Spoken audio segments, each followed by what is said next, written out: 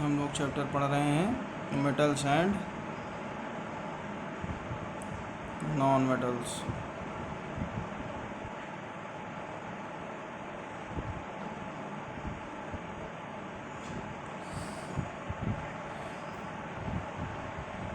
आज हमारा टॉपिक है chemical properties of metals and non metals. पहले हम chemical properties of metals discuss करेंगे और फिर सेम पैटर्न पे हम नॉन मेटल्स की केमिकल प्रॉपर्टीज़ पढ़ेंगे। तो देखिए, केमिकल प्रॉपर्टीज़ ऑफ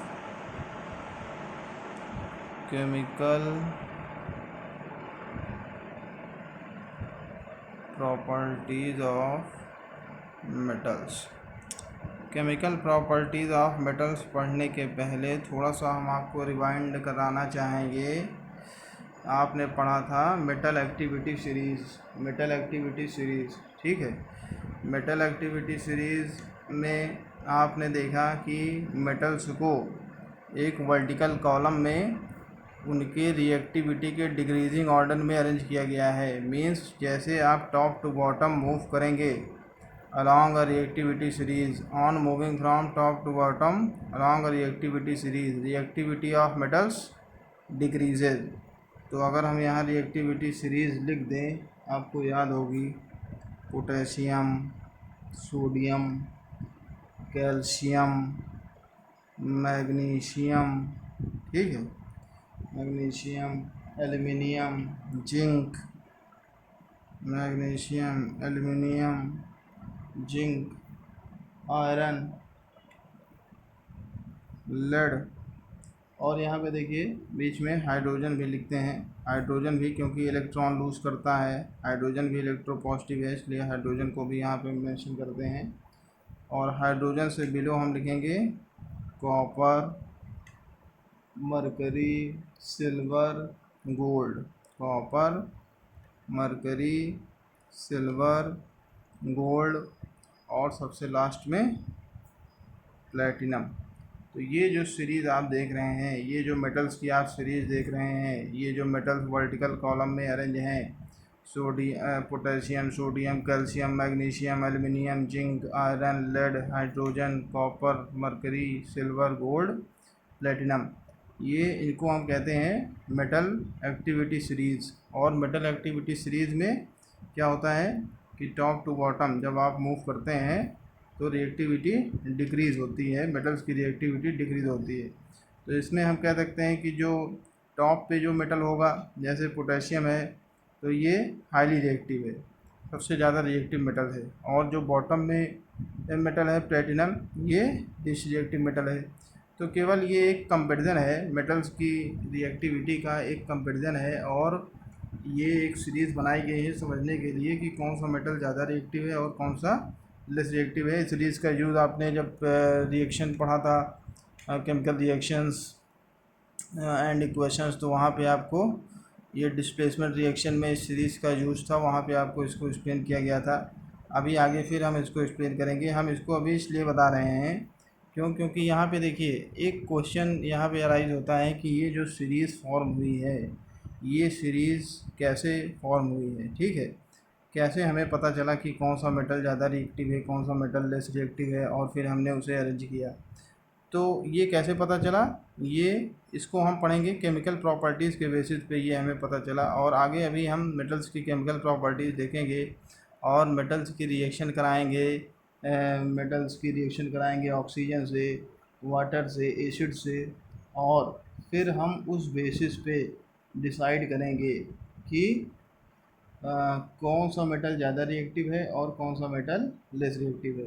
हम अलग अलग मेटल्स की रिएक्शन कराएंगे ऑक्सीजन से, वाटर से, एसिड से, और इन रिएक्शन से जो हमें ऑब्ज़र्वेशन मिलेगा, इस रिएक्शन से जो हमें ऑब्ज़र्वेशन मिलेगा कि रिएक्शन स्लो है या फास्ट है या वायलेंट रिएक्शन है या रिएक्शन एक्सोथर्मिक है, एंडोथर्मिक है, जो भी ऑब्ज़र्वेशन हमें मिलेगा उसके बेसिस पे हम ये डिसाइड करेंगे कि कौन सा मेटल ये लेस रिएक्टिव है और कौन सा मेटल हाईली रिएक्टिव है, ठीक है। तो आपको अलग अलग सब्सटेंसेस से मेटल्स की रिएक्शन करानी है, उसका रिएक्शन लिखना है, और रिएक्शन तो लिखना ही है, साथ साथ आपको ऑब्ज़र्वेशन भी याद रखना है, ऑब्ज़र्वेशन भी आपको समझना है। और उस ऑब्जर्वेशन के बेसिस पे फिर आप देखेंगे कि कैसे हम मेटल्स को अरेंज कर सकते हैं इन एक्टिविटी सीरीज़।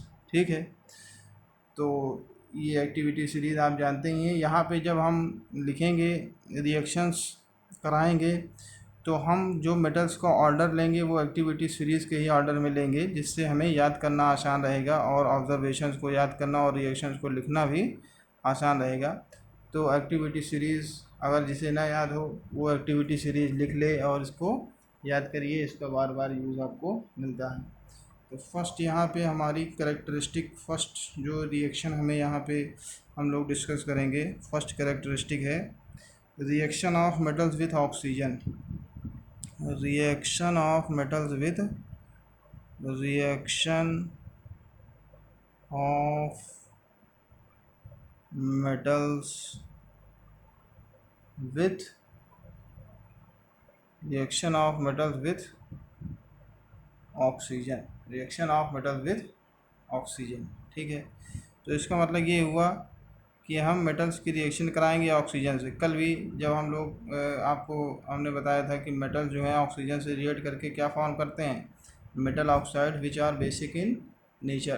तो हमने एग्जांपल मैग्नीशियम का लिया था। यहाँ पे हम और भी मेटल्स हैं, सारे मेटल्स का एग्जांपल लेंगे एक एक करके और देखेंगे क्या रिएक्शन बनेगी, क्या प्रोडक्ट बनेगा, और ऑब्जर्वेशन देखेंगे कि कैसा रिएक्शन है, रिएक्शन का रेट क्या है, फास्ट है या स्लो है। ठीक है, इसको पढ़ने से पहले एक चीज़ और आप जानते रहिए, क्योंकि मेटल्स जो है ये इलेक्ट्रोपॉजिटिव होते हैं। Metals electron easily electrons lose कर देते हैं और इलेक्ट्रॉन्स लूज़ करके ये कैटायन फॉर्म करते हैं, पॉजिटिव आयन फॉर्म करते हैं। इसके कारण से ये मेटल्स जो हैं बहुत ही रिएक्टिव होते हैं और ये डिफरेंट सब्सटेंसेस से रिएक्ट करते हैं। ठीक है, तो ये एक रीज़न है, आप जानते रहिए कि due to their electropositive character, क्योंकि मेटल्स जो हैं इलेक्ट्रोपॉजिटिव करेक्टर के होते हैं, मेटल्स इलेक्ट्रोपॉजिटिव करेक्टर के होते हैं, इसलिए वो ढेर सारी करेक्टरिस्टिक, ढेर सारी सब्सटेंसेस से रिएक्शन करते हैं और उनकी केमिकल प्रॉपर्टीज़ हमें पढ़नी है।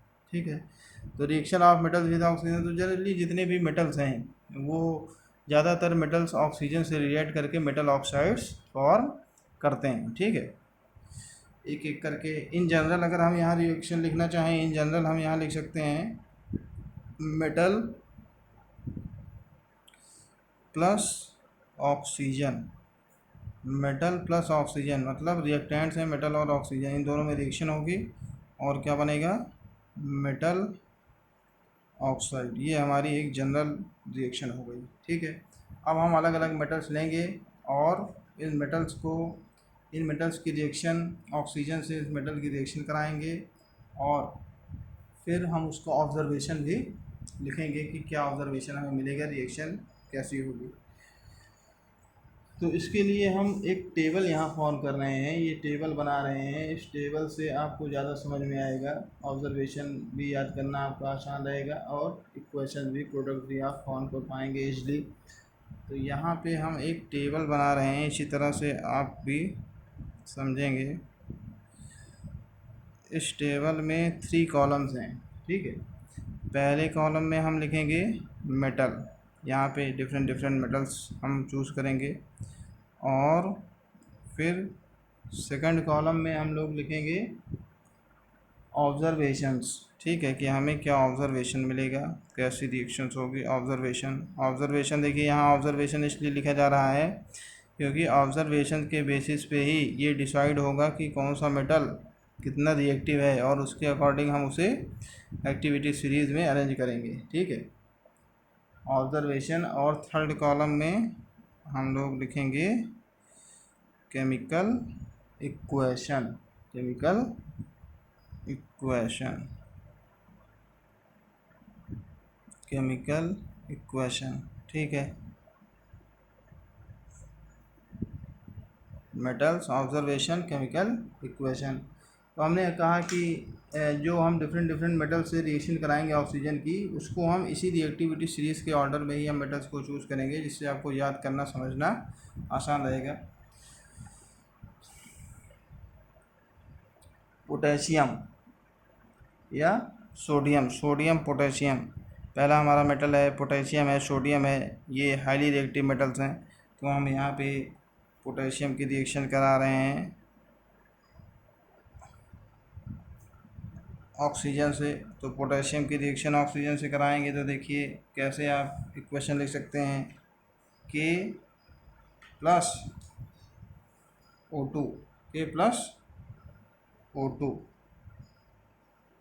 गिव्स के प्लस O2 गिव्स K2O, के प्लस O2 गिव्स K2O। ठीक है, ये इक्वेशन बैलेंस नहीं है, इसे आप बैलेंस करेंगे। बैलेंस करने के लिए कैसे करेंगे, 2 ऑक्सीजन के यहाँ 2 एटम्स हैं, यहाँ ऑक्सीजन के प्रोडक्ट में 1 एटम्स है, तो यहाँ हमें क्या लिखना पड़ेगा 2। अब यहाँ पोटेशियम के कितने एटम्स हो गए टोटल 4, तो रिएक्टेंट में भी हमें कितने एटम्स चाहिए 4, तो ये रिएक्शन बैलेंस हो गई। ठीक है, इसी तरह अभी देखिए ऑब्जर्वेशन हम अभी नहीं लिख रहे हैं, ऑब्जर्वेशन अभी हम आपको बताएंगे। रिएक्शन पहले समझिए, पोटेशियम है, हमने मेटल चूज़ किया पोटेशियम, और पोटेशियम की रिएक्शन कराई हमने ऑक्सीजन से, तो ये हमारी रिएक्शन है।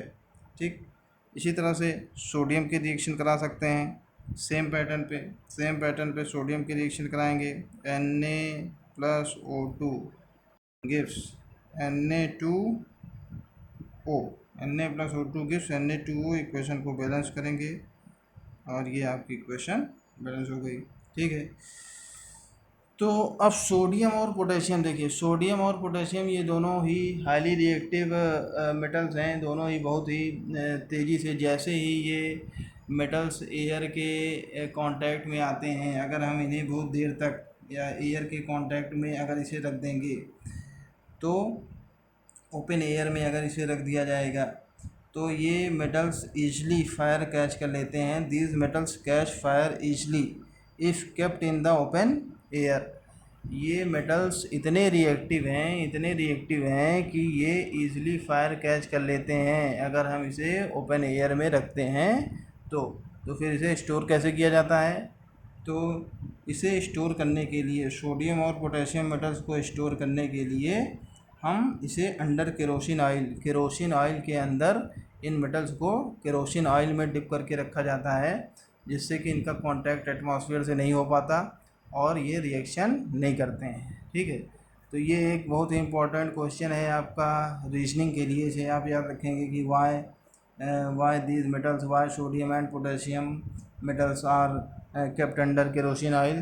तो आप क्या लिखेंगे, because these metals catch fire if kept in the open air. क्यों, क्योंकि ये मेटल्स फायर कैच कर लेते हैं जब ओपन एयर में इसे रखा जाता है। तो इसका मतलब ये हुआ कि ये बहुत ही रिएक्टिव मेटल्स हैं। तो आपको ऑब्जर्वेशन में आप क्या लिखेंगे कि विगरस, कैसी रिएक्शन है, विगरस रिएक्शन है, कैचेस फायर या Burns vigorously with a yellow flame, Burns vigorously with a yellow flame. ठीक,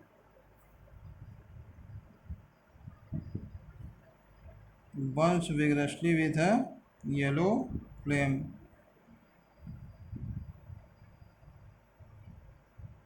burns vigorously with a yellow flame, burns vigorously with a yellow flame। तो ये दोनों ही हाईली रिएक्टिव मेटल्स हैं और दोनों ही metals जो हैं ये बहुत ही तेज़ी से, तुरंत ही, जैसे ही ये ऑक्सीजन के कांटेक्ट में अगर आप इसे रख देंगे तो ये बहुत तेज़ी से ये बर्न होने लगेंगे, तुरंत रिएक्शन हो जाती है। तो इसलिए यहाँ पे ऑब्जर्वेशन हम क्या लिख रहे हैं, Burns vigorously with a yellow flame. ठीक है, आगे आप और अगर इसमें मेंशन करना चाहें तो आप लिख सकते हैं कि even at room temperature, Burns vigorously with a yellow flame even at room temperature पे ही, इवन एट रूम टेम्परेचर। ठीक है, नेक्स्ट आप यहाँ पे मेटल ले सकते हैं नेक्स्ट है आपका कैल्शियम है, मैग्नीशियम है, एल्युमिनियम है, कैल्शियम, मैग्नीशियम, एल्युमिनियम। तो नेक्स्ट है हमारा कैल्शियम। कैल्शियम को की रिएक्शन कराएंगे ऑक्सीजन से, calcium plus oxygen gives calcium oxide CaO, formula याद रखेंगे CaO। यहाँ पे इक्वेशन को बैलेंस करेंगे 2 and 2, ठीक है। ऑब्जर्वेशन देखिए कैसे लिखेंगे, Burns vigorously with a brick red flame. यहाँ पे भी रिएक्शन होगी, यहाँ पे भी कैल्शियम भी रिएक्टिव मेटल है, लेकिन सोडियम और पोटेशियम और सोडियम से थोड़ा सा लेस रिएक्टिव है। तो यहाँ पे हम देखिए कैसे लिखेंगे कि Burns vigorously with a brick red flame on little heating. थोड़ा सा अगर आप इसे हीट करेंगे तो ये तुरंत जो है बहुत तेज़ी से बर्न करने लगेगा। और कैसा बर्न, जब ये बर्न करेगा तो कैसी फ्लेम प्रोड्यूस होगी, brick red flame. Burns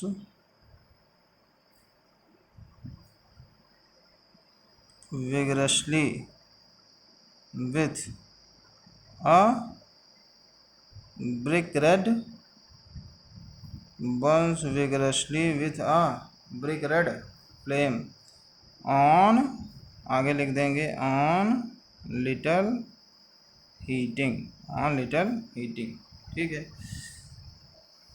next है मैग्नीशियम। मैग्नीशियम की रिएक्शन भी आप सेम पैटर्न लिख सकते हैं, पीछे भी ये रिएक्शन आपको मिली है, Mg plus O2 gives MgO।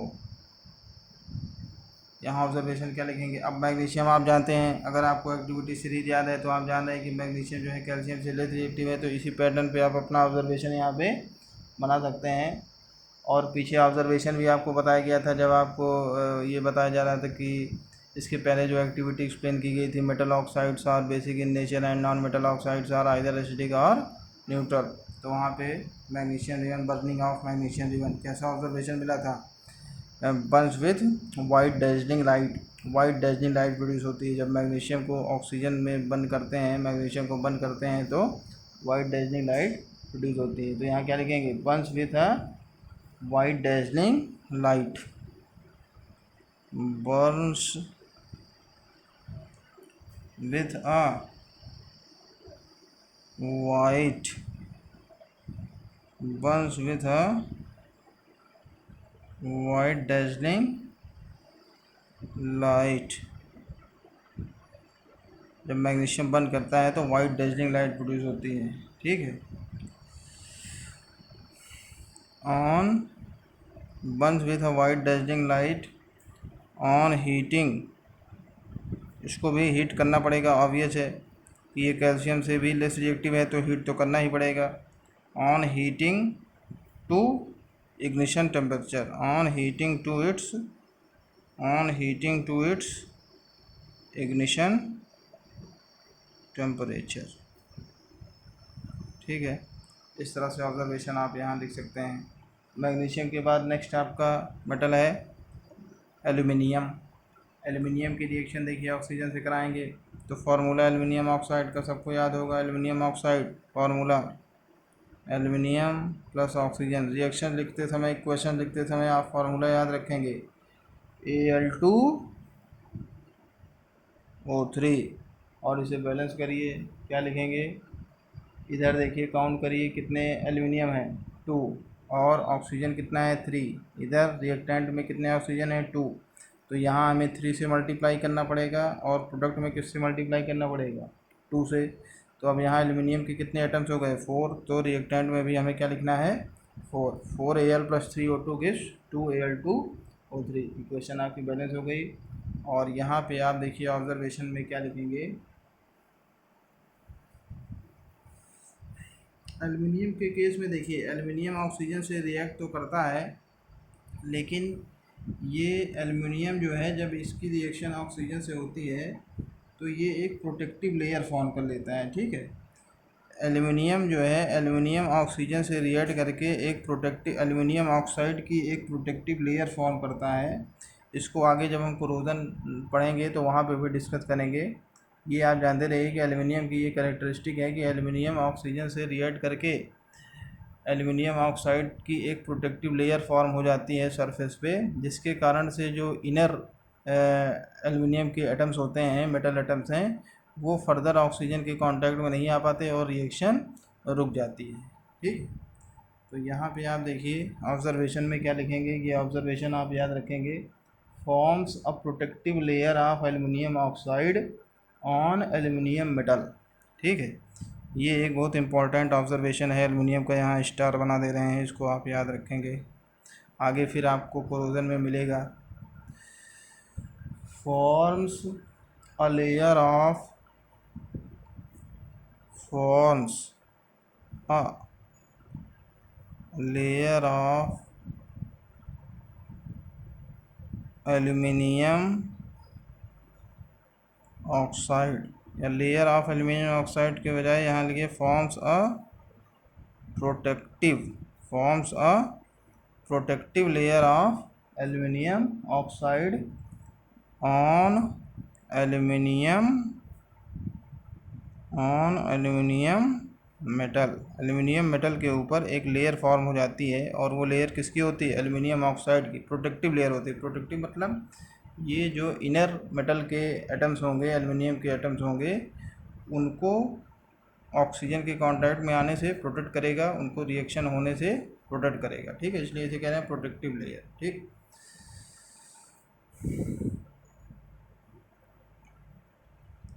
Aluminium के बाद फिर जिंक है। जिंक की रिएक्शन भी इसी पैटर्न पे आप तेज़ी से लिख रहे हैं, आप ध्यान से देखते रहिए। जिंक की रिएक्शन भी आप कराएंगे, फार्मूला ZnO, इक्वेशन को बैलेंस करेंगे। ठीक है, और यहाँ पे जिंक जो है नॉर्मली ये रिएक्ट नहीं करता है जिंक, और जिंक को जब हम स्ट्रांगली हीट करते हैं, जिंक को जब हीट किया जाता है तब जो है रिएक्शन होती है। ठीक है, तो यहाँ पे हम कैसे लिख सकते हैं कि, अच्छा एक चीज़ और यहाँ जानते रहिए कि जिंक ऑक्साइड भी किस कलर का होता है? वाइट। ठीक है, जिंक ऑक्साइड जो फॉर्म होगा वो भी वाइट कलर का ही होता है। तो यहाँ पे देखिए हम लिख रहे हैं, ये रिएक्शन तभी होगी जब हम जिंक को हीट करेंगे। ठीक है, तो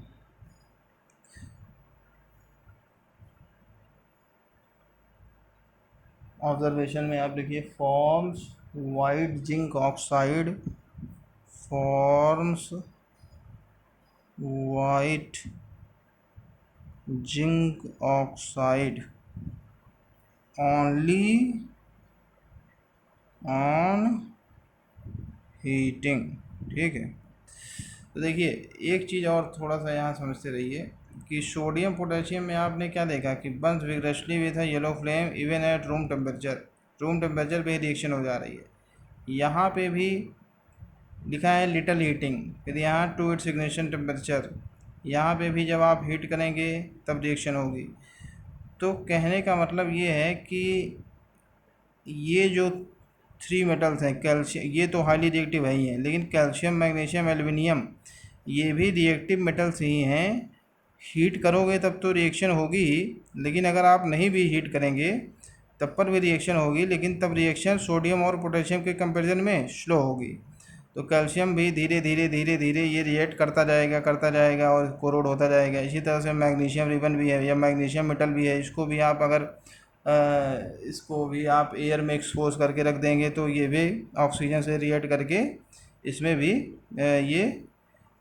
इसमें ऑक्सीजन से ये भी रिएक्ट कर लेगा। ठीक है, लेकिन रिएक्शन का रेट जो है इसके कंपैरिजन में कम होगा। ये जल्दी रिएक्ट कर लेगा, ये देर में रिएक्ट करेगा, इसमें और टाइम लगेगा। लेकिन जब हीट कर देंगे तो एनर्जी ज़्यादा, हीट करने से रिएक्शन का रेट इंक्रीज़ हो जाता है। ठीक है, तो इसको लिटल हीटिंग, इसको इसके कंपैरिजन में मैग्नीशियम को और ज़्यादा हीट करना पड़ेगा, एल्युमिनियम को और ज़्यादा हीट करना पड़ेगा। ठीक है, और जिंक के लिए क्या कहा जा रहा है कि ये तीनों जो मेटल्स हैं, कैल्शियम, मैग्नीशियम, एल्युमिनियम, इनको अगर आप नहीं भी हीट करेंगे तब पर भी रिएक्शन हो जाएगी, भले ही टाइम लगेगा, रिएक्शन होगी। लेकिन जिंक कब रिएक्ट कर रहा है? Only on heating. जब आप जिंक को जिंक जिंक ऑक्सीजन से रिएक्ट करता है ओनली ऑन हीटिंग। जब जिंक को आप हीट करेंगे, reaction between zinc and oxygen takes place only on heating. ये आप जानते रहिए, reaction between zinc and oxygen takes place only on heating. ठीक है। नेक्स्ट आपका मेटल है आयरन, सिंबल Fe। ठीक है। तो आयरन के लिए पहले तो इक्वेशन लिखिए। इक्वेशन में देखिए आप लिखेंगे Fe प्लस O2। अब हम यहाँ लिख रहे हैं Fe plus O2 gives Fe3O4।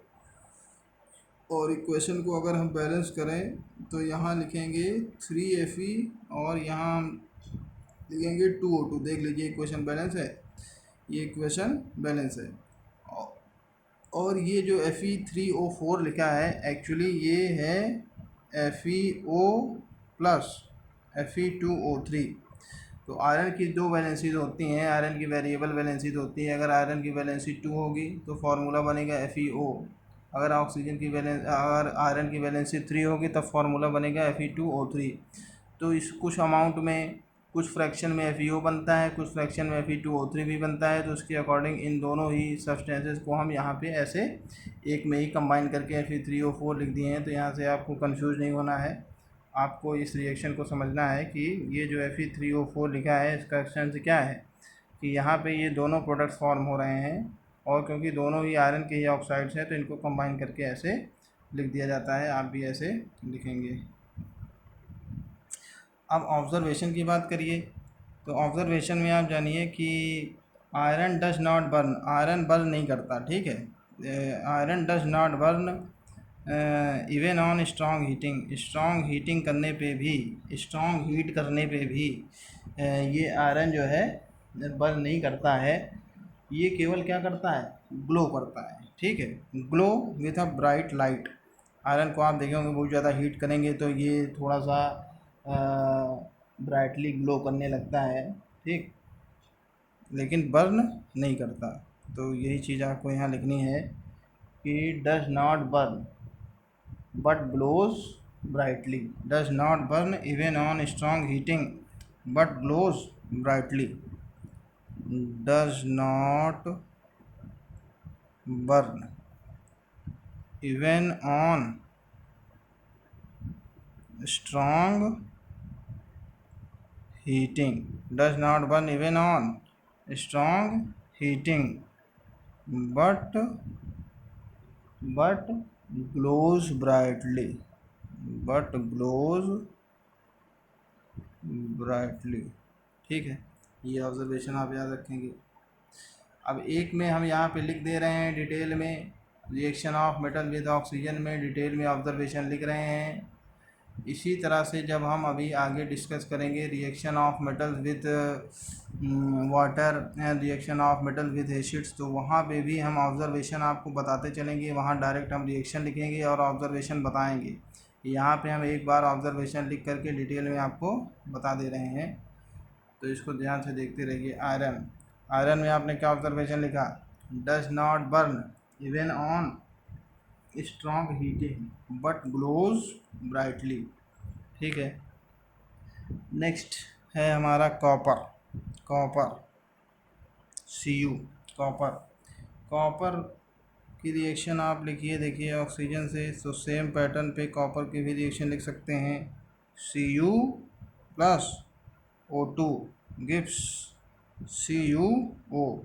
और ये रिएक्शन आपको कहाँ मिला था, जब आप पढ़ रहे थे change in colour. Change in colour में भी आपको ये रिएक्शन मिली थी। वहाँ पे आप याद रखिए CuO का कलर क्या होता है, ब्लैक कलर का। CuO ब्लैक कलर का कंपाउंड है। इसको रिएक्शन को बैलेंस करिए, यहाँ पे रिएक्शन को बैलेंस करिए तो क्या लिखेंगे, 2 ठीक है। ऑब्जर्वेशन की बात करिए तो ऑब्जर्वेशन में आप क्या लिखेंगे, कॉपर क्योंकि आयरन से भी लेस रिएक्टिव है, कॉपर आयरन से भी लेस रिएक्टिव है, तो यहाँ पे भी क्या लिखेंगे, copper also does not burn. Copper भी बर्न नहीं करता है, कॉपर भी बर्न नहीं करता है इवन ऑन स्ट्रॉन्ग हीटिंग। ठीक है, लेकिन जब इसे बहुत देर तक बर्न करते हैं for a long time, when it is burned for a long time, it is covered with a layer of black colored copper oxide. ये जब इसे बहुत लॉन्ग टाइम के लिए जब इसे बर्न किया जाए, हीट किया जाता है, बर्न नहीं हीट किया जाता है, when it is heated for a long time, तो एक ब्लैक कलर की लेयर फॉर्म हो जाती है और वो लेयर किसकी होती है? कॉपर ऑक्साइड की। ठीक है, तो यही ऑब्जर्वेशन हमें यहाँ पे लिखना है। It does not burn but gets coated with a layer of with a black colored layer of copper oxide on heating for a long time। ठीक है, तो लिखिए does not burn but does not burn but gets coated but gets does not burn but gets coated with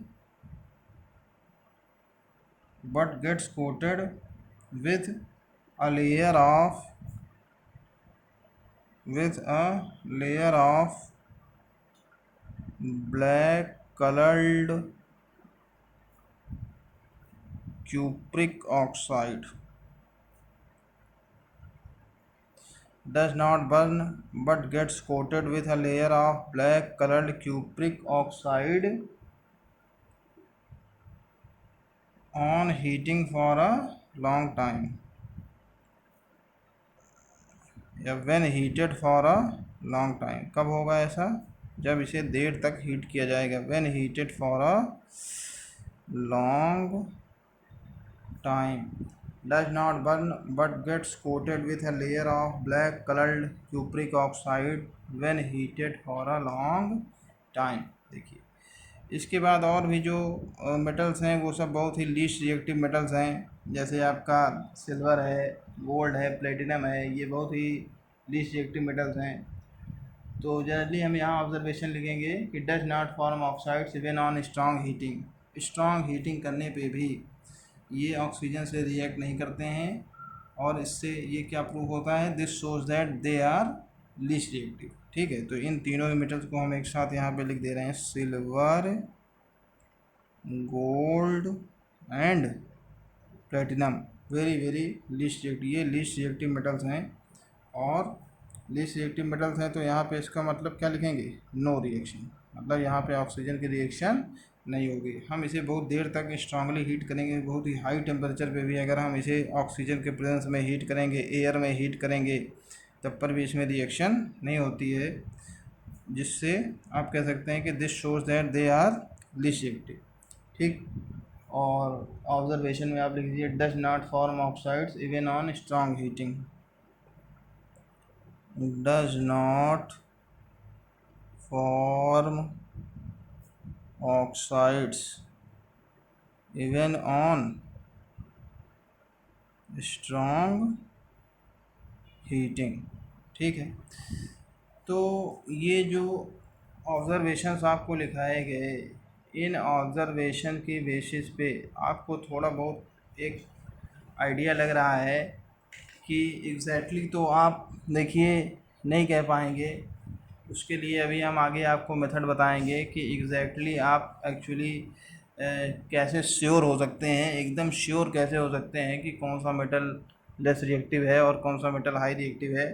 लेकिन यहाँ पे जो oxygen से हमने मेटल की रिएक्शन ऑक्सीजन से कराई, तो यहाँ पे आपको एक आइडिया लग रहा है, कुछ एक अंडरस्टैंडिंग आपकी क्रिएट हो रही है कि कौन सा मेटल कितना रिएक्टिव है। और वो ऑक्सीजन से, देखिए ऑक्सीजन से रिएक्ट तो सब कर रहे हैं, सारे ही मेटल्स जो हैं ये मेटल ऑक्साइड फॉर्म कर रहे हैं, लेकिन जो रिएक्शन का रेट है या जो कंडीशंस हैं वो सबके लिए डिफरेंट डिफरेंट है। ठीक है, तो इससे हमें एक आइडिया जनरेट हो रहा है, एक आइडिया हमें लग रहा है कि कैसे कैसे मेटल्स, कौन सा हाईली रिएक्टिव है और कौन सा लेस रिएक्टिव है। एकदम श्योर कुछ मेटल्स ऐसे भी हैं जहाँ पे आप एकदम श्योर नहीं हो सकते, एकदम श्योरली नहीं कह सकते। क्यों? क्योंकि वहाँ पे जो ऑब्जर्वेशंस में बहुत ही माइन्यूट डिफरेंस होता है। ऑब्जर्वेशन में बहुत ही माइन्यूट डिफरेंस होता है, इस कारण से आप श्योर नहीं हो सकते। तो एकदम श्योर होने के लिए हम आपको आगे अभी दूसरी रिएक्शन बताएंगे, दूसरी केमिकल प्रॉपर्टीज बताएंगे, उसके बेसिस पे आप एकदम श्योरली दो मेटल्स के बीच में ये बता सकते हैं कि हाँ कौन सी हाई रिएक्टिव है, कौन सी लेस रिएक्टिव है। लेकिन यहाँ पे जो आपको बताया जा रहा है ये एक इन जनरल आपको एक आइडिया डेवलप करने की कोशिश की जा रही है ऑब्जर्वेशन बता करके, कि आपको डिफरेंट डिफरेंट मेटल्स में क्या अलग अलग जो मेटल्स हैं इनकी रिएक्टिविटी में क्या डिफरेंस है और किस कंडीशन में ये रिएक्शन करते हैं, इसका एक आइडिया आपको एक डेवलप हो, इसलिए आपको ये ऑब्जर्वेशन लिखा है। ठीक है, इसी तरह से आगे भी जब हम reaction of metals with water और reaction of metals with acids जब डिस्कस करेंगे तो वहाँ पे भी ऑब्जर्वेशंस आपको बताएंगे, लेकिन वहाँ डिटेल पे अब हम लिखेंगे नहीं। और जैसे ऑब्जर्वेशंस इस पैटर्न पे यहाँ ऑक्सीजन में लिखे हैं, सेम ऑब्जर्वेशंस आपको उसी तरह से वहाँ पे भी मिल जाएंगे। तो बताते रहेंगे, आप ध्यान से सुनिए। तो यहाँ पे जो आपने अभी तक ऑब्जर्वेशन देखे और ये डिफरेंट डिफरेंट मेटल्स की आपने रिएक्शन कंडक्ट कराई, ठीक है, इस बेसिस पे हम मेटल्स को उनकी रिएक्टिविटी के ऑर्डर में, मेटल्स को in the order of decreasing reactivity हम मेटल्स को अरेंज कर सकते हैं। और कैसे अरेंज कर सकते हैं, तो पहले ही आपको बताया गया कि हमने मेटल्स को उसी ऑर्डर में लिया ही हुआ है अपने याद करने के लिए, समझने के लिए, अपनी अंडरस्टैंडिंग को ईजी करने के लिए। तो आप कह सकते हैं कि इन ऑब्जर्वेशंस के बेसिस पे हम ये कह सकते हैं कि अगर हम मेटल्स को वर्टिकली ऐसे अरेंज करें जैसे ये मेटल्स अरेंज की गई हैं, तो अगर हम टॉप टू बॉटम मूव करेंगे तो क्या होगा, टॉप टू बॉटम मूव करेंगे तो क्या होगा, रिएक्टिविटी क्या होगी, रिएक्टिविटी क्या होगी, डिक्रीज़ होगी। ठीक है, तो कैसे डायरेक्ट, पहले आपको क्या बताया गया था, पहले आपको डायरेक्ट रिएक्टिविटी सीरीज़ याद करा दी गई कि इसको याद कर लो, ऐसा होता है। लेकिन अब आपको बात समझ में आ रही है कि ये जो रिएक्टिविटी सीरीज़ फॉर्म हुई थी, जो आपको पहले रिएक्टिविटी सीरीज़ बताई गई थी, ये एक्चुअली हमें कैसे पता चला, ऑब्जर्वेशन से। जब हमने डिफरेंट डिफरेंट मेटल्स की केमिकल प्रॉपर्टीज़ जानी, जब हमने उनका ऑब्जर्वेशन मेटल्स का जब रिएक्शन कराया डिफरेंट डिफरेंट सब्सटेंसेस से, तब हमें ये ऑब्जर्वेशन मिला। ठीक है, तो यहाँ पे हमने ये रेड कलर से ये हमने एक इंडिकेटर बना दिया है कि टॉप टू बॉटम आप मूव करेंगे तो रिएक्टिविटी मेटल्स की डिक्रीज़ होगी। तो यहाँ पे हम लिख भी दे रहे हैं रिएक्टिविटी डिक्रीजेज, रिएक्टिविटी ऐसे करके लिख दे रहे हैं, रिएक्टिविटी डिक्रीजेज, रिएक्टिविटी डिक्रीजेज। ठीक है, नेक्स्ट आपका यहाँ पे दूसरी केमिकल प्रॉपर्टी है reaction of metals with water. ठीक है, एक चीज़ यहाँ पे और हम आपको बताना चाह रहे थे कि देखिए बहुत ही इम्पोर्टेंट ये टर्म है, ये एग्ज़ाम में भी आता रहता है। तो पीछे देखिए, आपको कल जो एक वीडियो बना था जिसमें हम मेटल ऑक्साइड्स और नॉन मेटल ऑक्साइड्स को एक्सपेरिमेंटली वेरीफाई कर रहे थे, वहाँ पे आपको क्या बताया गया कि metal oxides are basic in nature, non metal oxides are either acidic और न्यूट्रल। ठीक है, तो यहाँ पे देखिए एक कॉन्सेप्ट आपको और बताया जा रहा है कि जनरली मेटल ऑक्साइड्स जो हैं वो बेसिक नेचर के होते हैं, ये फैक्ट है, ये ट्रू है। ठीक है, most of the metal oxides are basic in nature. ठीक, बट कुछ यहाँ पे एक स्पेशल केस ये है, कुछ स्पेशल मेटल ऑक्साइड्स हैं, कुछ ऐसे भी मेटल ऑक्साइड्स हैं जैसे एल्युमिनियम ऑक्साइड है, जिंक ऑक्साइड है। तो ये जो दो ऑक्साइड्स हैं, aluminium oxide and zinc oxide, they show basic as well as acidic character. ठीक है, तो इन जनरल आप क्या कहेंगे, इन जनरल आप क्या कहेंगे, नोट यहाँ हम लिख दे रहे हैं, ये बहुत ही इम्पोर्टेंट नोट है, इसे आप याद रखेंगे। नोट यहाँ पे देखिए, जो चीज़ें एक्सेप्शन हो जाती हैं, थोड़ा सा डिफरेंट होती हैं, वही ज़्यादा इम्पोर्टेंट होती हैं। तो इन जनरल आपने क्या पढ़ा, क्या कैरेक्टरिस्टिक पढ़ी कि metal oxides are basic in nature, ठीक है। लेकिन अब आपको क्या बताया जा रहा है कि दो ऐसे भी मेटल ऑक्साइड्स हैं जो बेसिक नेचर के तो हैं, ठीक है, लेकिन साथ साथ वो एसिडिक नेचर के भी हैं। और वो कौन कौन से हैं, aluminium oxide and zinc oxide. और ऐसे मेटल ऑक्साइड्स को जो कि एसिडिक और बेसिक दोनों ही कैरेक्टर शो करते हैं, उनके लिए एक वर्ड यूज़ किया जाता है, उनको हम बोलते हैं एम्फोटेरिक ऑक्साइड्स, एम्फोटेरिक ऑक्साइड्स, ठीक है। तो यहाँ पे हम ये टॉपिक लिख ही दे रहे हैं। हम लोग क्या डिस्कस करने चल रहे हैं,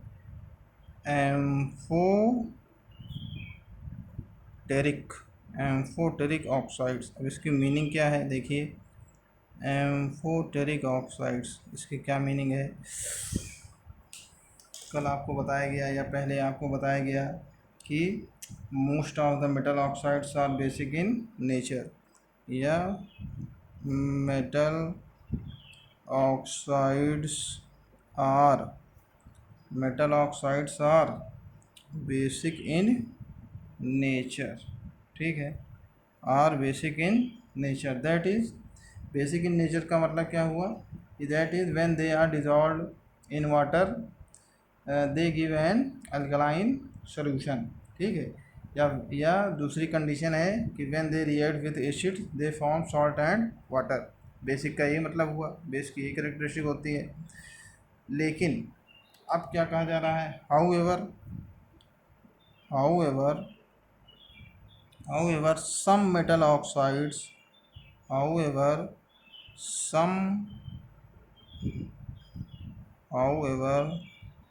some metal oxides, for example aluminium oxide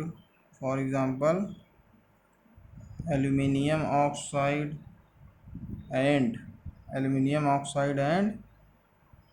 zinc oxide show basic as well as acidic character, basic as well as acidic character. Stop. Such metal oxides are called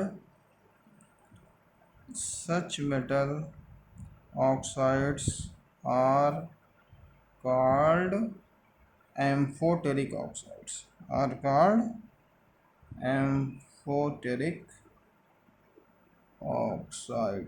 देखिए अब यहाँ पे आपको दो बहुत ही इम्पोर्टेंट रिएक्शंस मिलेंगी। ये रिएक्शंस आपको याद करनी है, कई बार ये एग्ज़ाम में आ चुकी हैं। क्योंकि मेटल एल्युमिनियम ऑक्साइड और जिंक ऑक्साइड ये बेसिक और एसिडिक दोनों ही तरह के कैरेक्टर शो करता है। इसका मतलब ये जो एल्युमिनियम ऑक्साइड है ये एसिड से तो रिएक्ट करेगा ही, साथ साथ बेस से भी रिएक्ट करेगा। क्यों? क्योंकि आप जानते हैं एसिड और बेस में रिएक्शन होती है, एसिड और बेस रिएक्ट करते हैं। तो एल्युमिनियम ऑक्साइड और जिंक ऑक्साइड क्योंकि इनका डुअल नेचर है, ये दोनों ही तरह के बिहेवियर शो करते हैं। तो इसका मतलब ये एसिड से भी रिएक्ट करेंगे और बेस से भी रिएक्ट करेंगे। तो आप दोनों ही रिएक्शंस यहाँ पे मेंशन करेंगे, आपको दोनों ही रिएक्शंस याद होने चाहिए। हम रिएक्शन आपको बता रहे हैं। देखिए पहले हम एल्युमिनियम ऑक्साइड की रिएक्शन कराते हैं एसिड से, ठीक है। Aluminium oxide formula Al2O3। इसकी रिएक्शन हम करा रहे हैं हाइड्रोक्लोरिक एसिड से। तो ये एल्युमिनियम ऑक्साइड क्योंकि ये एसिड से रिएक्ट कर रहा है तो यहाँ इसका नेचर कैसा है, बेसिक नेचर का है। बेसिक नेचर का है इसलिए किससे रिएक्ट कर रहा है, एसिड से। अब रिएक्ट करेगा तो क्या बनेगा, प्रोडक्ट बनेगा आपका AlCl3 plus water, salt and water. आपको पता है जब एसिड और बेस रिएक्ट करते हैं तो सॉल्ट एंड वाटर फॉर्म होता है।